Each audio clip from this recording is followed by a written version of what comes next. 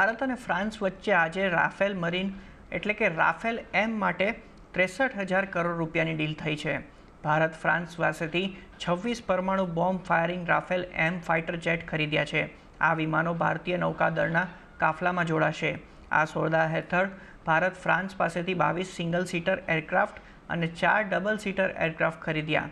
Rafale એમની ડીલમાં સૌથી મોટી વાત એ છે કે ફ્રાન્સ સાથેની ડીલમાં ભારતને વેપન સિસ્ટમ, સ્પેર પાર્ટ્સ અને વિમાન માટે જરૂરી સાધનો પણ ઉપલબ્ધ રહેશે।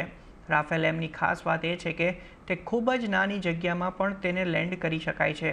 નૌકાદળ પાસે 2 એરક્રાફ્ટ કેરિયર INS વિક્રમાદિત્ય અને વિક્રાંત છે। તેમના પણ હજુ પર જૂના MiG-29 ફાઇટર જેટ તૈનાત છે। આવી સ્થિતિમાં હવે મોડર્ન રાફેલ એમ તૈનાત કરવામાં આવશે, ત્યારે સમુદ્રમાં ભારતની શક્તિ હવે વધશે।